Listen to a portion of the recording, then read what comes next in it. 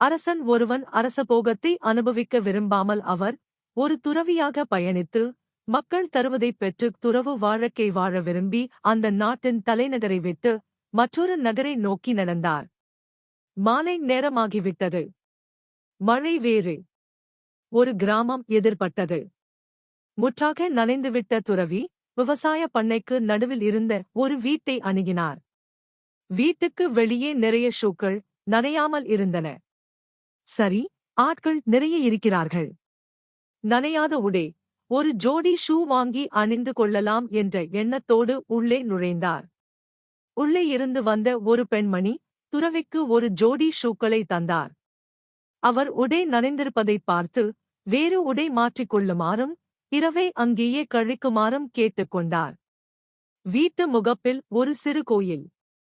அங்கு சிறிது நேரம் கண்மூடி நின்ற குருவுக்கு பின்னர் உள்ளே இருந்த தனது அம்மா மற்றும் குழந்தைகளை அந்த பெண்மணி அறிமுகப்படுத்தினார். ஆனால் அவர்கள் முகத்தில் ஏதோ ஒரு வாட்டத்தை அவர் கண்டார்.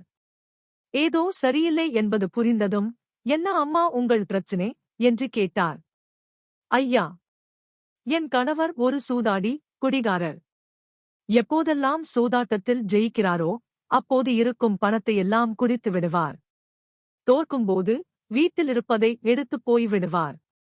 அல்லது கடன் மேல் கடன் வாங்குகிறார். சமயத்தில் குடித்துவிட்டு எங்கேயோ விழுந்து கிடந்து பின் வருகிறார்.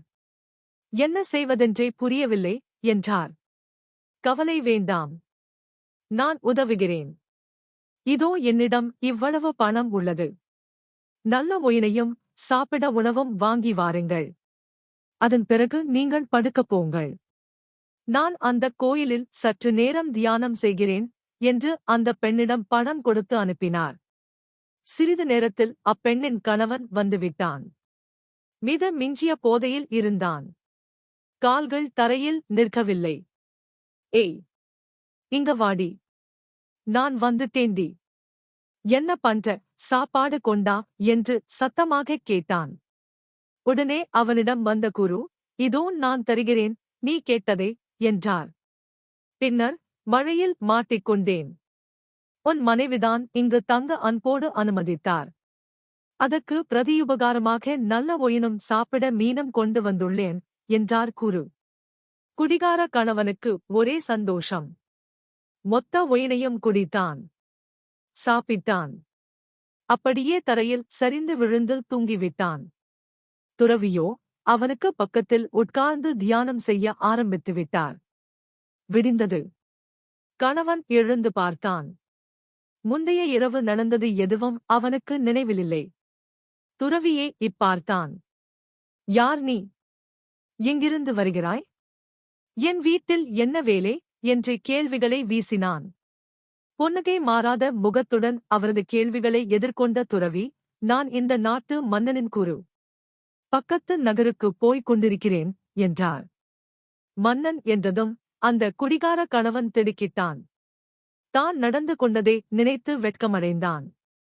தனது செயல் மற்றும் பேச்சுக்காக மன்னிப்பு கோரினான். துறவியின் முகத்தில் புன்னகை மாறவில்லை. வாழ்க்கையில் எதுவும் நிரந்தரமில்லை. வாழ்க்கை குறுகியது. அந்த குறுகிய காலத்தில் குடி, சூதாட்டம் என இருந்தால் உடனிருக்கும் நல்ல உறவுகளை இழந்து விடுவாய். குடும்பமே இல்லாமல் போய்விடும் என்பது தெரியவில்லையா என்றார். ஏதோ ஒரு ஆழ்ந்த கனவிலிருந்து விழித்துக் கொண்டவனைப் போல திடுக்கிட்டு எழுந்தான் குடிகார கணவன்.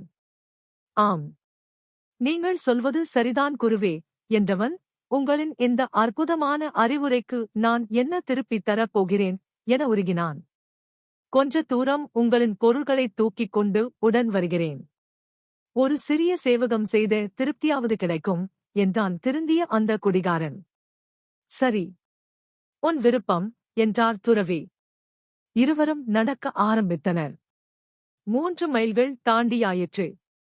அவனை திரும்பிப் போகச் சொன்னார் துறவி. இன்னும் 5 மைல்கள் உடன் வருவதாய் அவன் தெரிவித்தான். 5 மைல்கள் கடந்தது. சரி, நீ போகலாம் என்றார் துறவி. இன்னும் ஒரு 10 மைல்கள் வருகிறேனே என்று மன்றாடினான். 10 மைல்கள் கடந்ததும் கொஞ்சம் கண்டிப்பான குரலில், நீ இப்போது வீட்டுக்குத் திரும்பலாம் என்றார் துறவி. குருவே, இனி நான் பழைய பாதைக்கு திரும்புவதாக இல்லை. மிச்சமிருக்கும் நாளெல்லாம் தங்கள் வழியே பின்பற்றி நடப்பேன், என்றான் உறுதியான குரலில்.